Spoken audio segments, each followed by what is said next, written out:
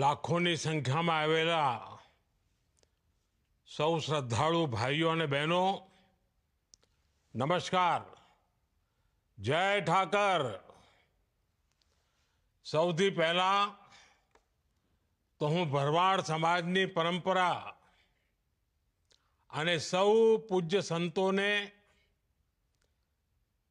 મહંતોને, આ સમગ્ર પરંપરા માટે જીવન ખપાવી દેનાર સૌને શ્રદ્ધાપૂર્વક પ્રણામ કરું છું. અને આજે તો ખુશી અનેક ગણી વધી ગઈ છે. આ વખતે જે મહાકુંભ થયો, આ ઐતિહાસિક મહાકુંભ હતો. પણ આપણા માટે ગૌરવની વાત એ કે મહાકુંભના આવા પુણ્ય અવસરે મહંત શ્રી રામબાપુજીને મા મંડલેશ્વર એની પદવી પ્રાપ્ત થઈ. આ બહુ મોટી ઘટના છે અને આપણા બધા માટે અનેક ગણી ખુશીનો અવસર છે. રામબાપુજી અને સમાજના સૌ પરિવારજનોને મારા તરફથી ખૂબ ખૂબ શુભકામનાઓ. ગયા એક અઠવાડિયામાં ભાવનગરની આ ધરતી જાણે એમ લાગે કે ભગવાન શ્રી કૃષ્ણનું વૃંદાવન બની ગઈ છે. અને એમાં પાછી સોનામાં સુગંધ ભળી અમારા ભાઈજીની ભાગવત કથા હોય ત્યારે શ્રદ્ધા ભાવ જે રીતે વહેતો હોય એટલે બધા એકદમ કૃષ્ણમાં રસ તરબોળ થઈ ગયા હોય એવું આ વાતાવરણ. અને વાલા સ્વજનો, બાવળિયાળી ધામ એ કેવળ એક ધાર્મિક સ્થળ નથી. આ ભરવાડ સમાજ સહિત અનેકો માટે આસ્થા, સંસ્કૃતિ અને એકતાની પ્રતીક ભૂમિ પણ છે. નગા લાખા ઠાકર એમની કૃપાથી આ પવિત્ર સ્થાનને અહીંથી ભરવાડ સમુદાયને હંમેશા સાચી દિશા, ઉત્તમ પ્રેરણા, આનો અખૂટ વારસો મળ્યો છે. આજે આ ધામમાં શ્રી નગા લખાના ઠાકર મંદિરની પુનઃ પ્રાણ પ્રતિષ્ઠા આ પણ એક રૂડો અવસર છે આપણે ત્યાં. અને ગયા એક અઠવાડિયાથી જાણે રમઝટ મંડી છે અને સમાજનો જે ઉત્સાહ, ઉમંગ, ચારે તરફ વાહવાહી સાંભળું છું હું તો મનમાં એમ થાય કે મારા જેવા વ્યક્તિ તો તમારી વચ્ચે અત્યારે પહોંચી જવું પડે, પણ પાર્લામેન્ટ ચાલે છે ને કામો એટલા બધા હોય એટલે હવે નીકળી શકાતું ના હોય. અને જ્યારે એમ સાંભળું કે અમારા હજારો બહેનોનો હુડો રાસ, પછી તો એમ થાય કે વાહ, જાણે વૃંદાવનને જીવંત કરી દીધું. આસ્થા, સંસ્કૃતિ અને પરંપરા, આનો આ મેળ, એનો આ મેળાવો મનને, ચિત્તને આમ પ્રસન્ન કરી દે. આ બધા કાર્યક્રમોની વચ્ચે જે કલાકાર ભાઈઓએ, બહેનોએ ભાગ લીધો અને આખા એ પ્રસંગને જીવંત બનાવ્યો અને સમયાનુકૂળ સમાજને સંદેશ આપવાનો એ પણ એમણે કથા દ્વારા આપ્યો. અને મને ખાતરી છે ભાઈજી પણ દર મિનિટે કંઈ ને કંઈ તો આપણને સંદેશો આપવાના જ છે. આના માટે પણ જેટલા અભિનંદન આપું એટલા ઓછા છે. હું महंत श्री राम बापूजी અને બાવળિયા ધામ આના આ પાવન અવસરે મને સહભાગી બનાવવાનો જે અવસર મોકો મળ્યો, મારે માટે ખુશીનો પાર નથી. મારા માટે આભારના શબ્દો ઓછા પડે, ઉપરથી મારે તો ક્ષમા માગવી પડે કે આવા પવિત્ર અવસરે હું આવી નથી શક્યો, કારણ તમારા બધાનો મારા પર પૂરેપૂરો હક છે. પરંતુ જરૂર એ બાજુ આવવાનું થશે કોઈ વાર, ત્યારે હું જરૂર માથું નમાવા આવવાનો જ છું. વાલા મારા પરિવારજનો, ભરવાડ સમાજ સાથે, બાવળિયાળી ધામ સાથે મારો કઈ નાતો આજનો નથી, લાંબા સમયથી જોડાયેલો છું. અને ભરવાડ સમાજની સેવા અને ભરવાડ સમાજની પ્રકૃતિ પ્રેમ, ગૌ સેવા, આ બધી બાબતો તો એવી છે કે એને શબ્દોમાં ન વર્ણવી શકાય.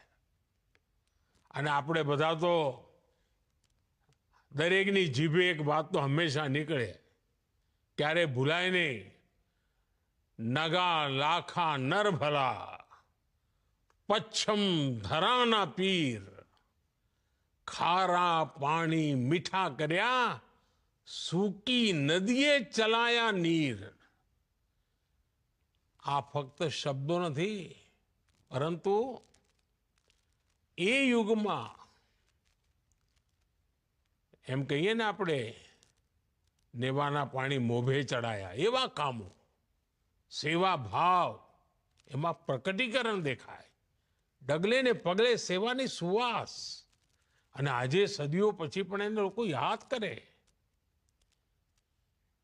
મને પૂજ્ય ઈસુ બાપુ દ્વારા જે સેવાઓ થઈ છે એનો તો પ્રત્યક્ષ સાક્ષી કહેવો, જોવા મળી છે મને. એ સેવાઓને મેં જોઈ છે. આપણા ગુજરાતમાં તો અવારનવાર દુષ્કાળ પડે. એક જમાનો તો 10 વર્ષમાં 7 વર્ષ આપણે દુષ્કાળમાં જીવીએ. અને આપણું ધંધુકામાં તો લોકો એમ કે દીકરીને ધંધુકા ના દેતા, બંદૂકે દેજો પણ ધંધુકા ના દેતા, આવું કહેતા. આપણું ધંધુકા, રાણપુર પાણી માટે વલખામ મારનારો પ્રદેશ. અને એવે વખતે પૂજ્ય ઈસુ બાપુની સેવાઓ, પીડિતોની મદદ કરવાની એમની ખેવના, એ ઉડીને આંખે વળગે. હું જ નહીં, આખા ગુજરાતમાં એમણે જે કરેલા કામો છે ને, એને તો દેવ કાર્ય રૂપે લોકો ઓળખાવે. અને એના વખાણ કરતા જીભ સુકાય નહીં, એવી એટલા બધા વખાણ. આપણા વિચરતી જાતિના ભાઈ બહેનો, એના બાળકોની શિક્ષણનું કામ હોય, એટલું જ નહીં, પર્યાવરણ માટે પણ એટલું જ સમર્પણ. અને ગીર ગાયોની સેવા, કોઈ બી કામ તમે લો, આપણને આ પરંપરાના દર્શન જોવા મળે. વાલા સ્વજનો, ભરવાડ સમાજે હંમેશા પરિશ્રમમાં ક્યારે પાછી પાની નથી કરી.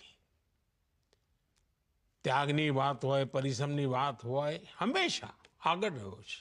પણ તમને બધાને ખબર છે, હું જ્યારે તમારી વચ્ચે આવ્યો છું ત્યારે કંઈક કડવી વાત કર્યા વિના રહ્યો જ નથી. હું હંમેશા કહું ભરવાડ સમાજમાં આવું કે ભાઈ હવે લાકડીઓનો જમાનો ગયો, હવે બહુ લાકડીઓ લઈને ફર્યા, હવે તો કલમનો જમાનો છે.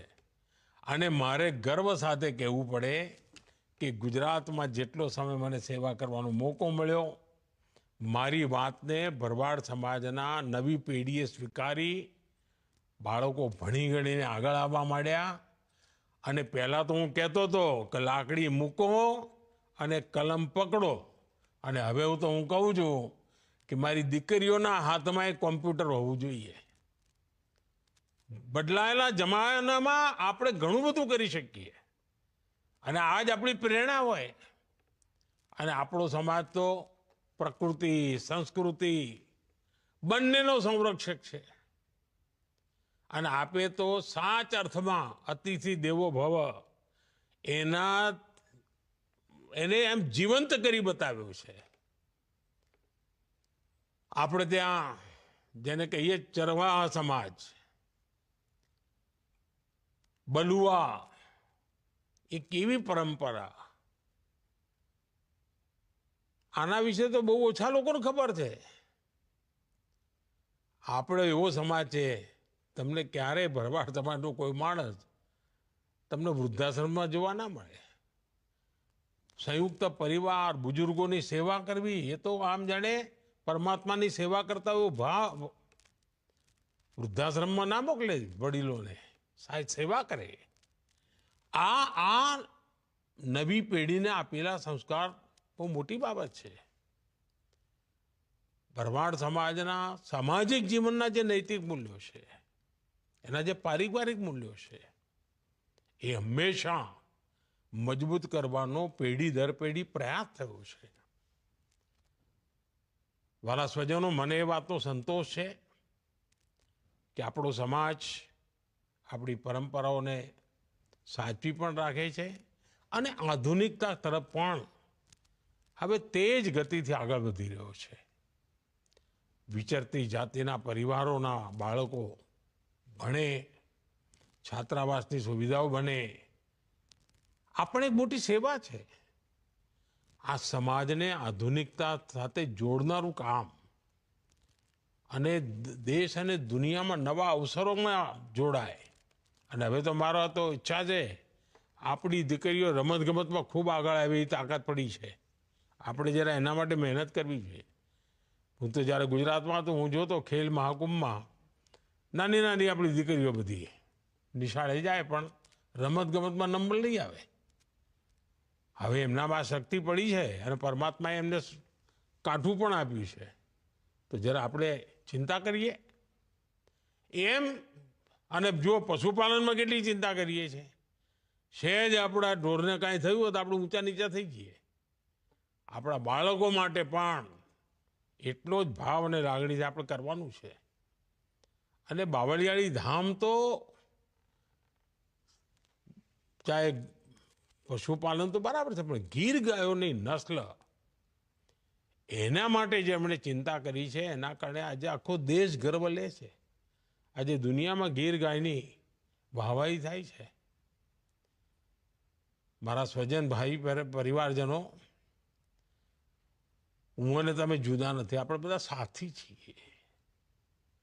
મને તો હંમેશા લાગ્યું છે કે હું તો તમારા માટે એક પરિવારના સદસ્ય તરીકે તમારી વચ્ચે રહ્યો છું હંમેશા. અને આજે બાવળિયાળી ધામ જે પરિવારજનો બધા આવ્યા છે, લાખો લોકો જ્યારે અહીં બેઠા છે, તો મને પણ થોડો તો હક તો ખરો ને. તો હું પણ આજે તમારી પાસે કંઈ માગવું છે અને આગ્રહ કરવાનો છું. અને મને ખાતરી છે તમે મને ક્યારેય નિરાશ નહીં કરો. જો આપણો દેશ હવે આમ આવી રીતે આપણે નથી રહેવું, આપણે એકદમ કૂદકો મારવાનો છે અને 25 વર્ષમાં વિકસિત ભારત બનાવીને જ રહેવું છે. હવે જો તમારી મદદ ના મળે તો મારું આ કામ અધૂરું રહી જાય. તો આખા સમાજે આ કામમાં જોડાવાનું છે. અને આપને યાદ હશે, મેં તો લાલ કિલ્લાથી કહ્યું હતું કે સૌનો પ્રયાસ, આ સૌનો પ્રયાસ એ જ આપણી સૌથી મોટી મૂડી છે. ભારતને વિકસિત ભારત બનાવવાનું એનો પ્રથમ પડાવ મારી દ્રષ્ટિએ આપણા ગામડાઓને વિકસિત કરવા જોઈએ. આજે પ્રકૃતિ અને પશુધનની સેવા એ તો આપણો સહજ ધર્મ છે. અને ત્યારે એક કામ આપણે ના કરી શકીએ. ભારત સરકારની એક યોજના ચાલે છે અને સંપૂર્ણપણે મફતમાં છે.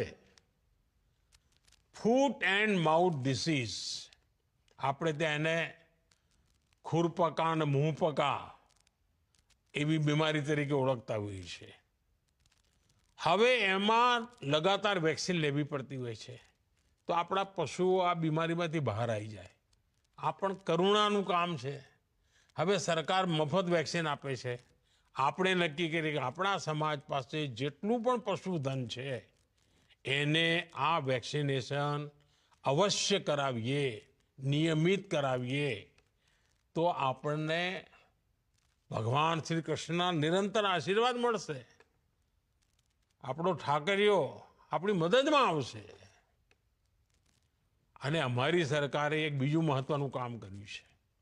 પહેલાં ખેડૂતો પાસે કિસાન ક્રેડિટ કાર્ડ હતું. હવે આપણે એ કિસાન ક્રેડિટ કાર્ડ પશુપાલકો માટે પણ એનો આપવાનું નક્કી કર્યું છે.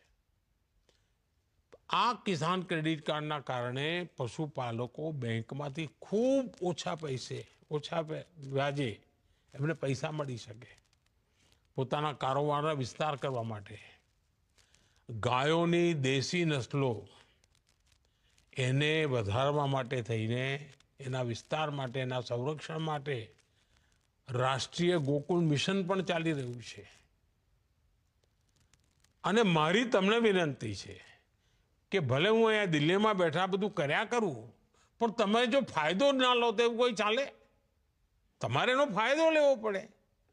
અને તમે મને આશીર્વાદ આપશો એ તો મને તો બધા હાલ લાખો પશુઓના આશીર્વાદ મળશે, જીવ માત્રના આશીર્વાદ મળશે. અને એટલે મારી વિનંતી છે કે આ કામને તમે માથે ઉપાડો. બીજી એક નાનકડી વાત તો મેં પહેલા પણ કરી છે, આજે ફરી કહું છું. વૃક્ષારોપણનું મહત્વ આપણે જાણીએ છીએ. અને આ વર્ષે મેં એક અભિયાન ચલાવ્યું. દુનિયાના લોકો એની વાહવાહી કરે છે. અને મેં કહ્યું ભાઈ, એક વૃક્ષ આપણી માતાના નામે, માતા જીવિત હોય તો એને હાજર રાખીને વૃક્ષ વાવીએ, અને માતા ના હોય તો આપણે એનો ફોટો સાથે રાખીને વૃક્ષ વાવીએ. અને આપણે તો એવા ભરવાડ સમાજના લોકો કે આપણા ત્રીજી પેઢીના, ચોથી પેઢીના એ વડીલો 90 વર્ષે 100 વર્ષે જીવતા હોય, આપણે સેવા કરતા હોઈએ, તો આપણે માતાના નામે ઝાડ વાવીએ, વૃક્ષો વાવીએ અને ગર્વ કરીએ કે અમારી માતાના નામે છે, મારી માતાની યાદમાં છે. અને આપ જાણો છો, આપણી ધરતી માં એને આપણે કેટલી દુખી કરી મૂકી છે. પાણી કાઢ્યા કર્યા, તરસી કરી દીધી, કેમિકલ નાખ્યા કર્યા, એટલે ઝેર એના પર પાથરી કર્યું. આ ધરતી માને ફરી સ્વસ્થ બનાવવાની જવાબદારી આપણી છે. અને આપણા પશુપાલકો પાસે જે પશુ છે એનું જે ગોબર છે એ પણ મોટું ધન છે. એ આ ધરતી માને નવી તાકાત આપે એમ છે. અને એના માટે જે પ્રાકૃતિક ખેતી જેની પણ પાસે જમીન હોય, જેને પણ અવસર હોય, અને ગુજરાતમાં તો આપણા ગવર્નર સાહેબ બહુ મહેનત કરીને પ્રાકૃતિક ખેતી માટે ઘણું કામ કરી રહ્યા છે, આચાર્યજી. અને મારી તમને બધાને લાગણી છે કે જે પણ આપણી નાની મોટી જમીન હોય, આપણે જરૂર પ્રાકૃતિક ખેતી તરફ વળીએ અને આપણી ધરતીમાની સેવા કરીએ. આપણે વાલા સ્વજનો, હું ફરી એકવાર ભરવાડ સમાજના સૌ ભાઈ બહેનોને ખૂબ ખૂબ શુભેચ્છાઓ આપું છું. અને હું ફરીથી એકવાર પ્રાર્થના કરું છું કે નગા લાખા ઠાકરની કૃપા આપણા સૌ પર બની રહે, અને બાવળિયાળી ધામ એની સાથે જોડેલા દરેક વ્યક્તિનું ભલું થાય, ઉન્નતિ થાય, એ જ મારી તો જય ઠાકરના ચરણોમાં પ્રાર્થના છે. અને એમની આપણી પ્રાર્થના સ્વીકારે અને આપણી દીકરીઓ આગે આવે, આપણા દીકરાઓ આગે આવે, ખૂબ ભણી ગણીને આગળ વધે, સમાજ શક્તિશાળી બને. એનાથી બીજું શું જોઈએ? રૂડો અવસર છે. આ રૂડા અવસરે ભાઈજીને વાતો આપણે માથે ચડાવીએ, ભાઈજીની વાતો આગળ લઈને જઈએ અને કંઈક નક્કી કરીએ કે આપણે હવે સમાજને આધુનિકતાની તરફ શક્તિશાળી બનાવીને લઈ જવો છે. મને ખૂબ આનંદ થયો. રૂબરૂ આવ્યો હોત તો વધારે આનંદ થાત. જય ઠાકર.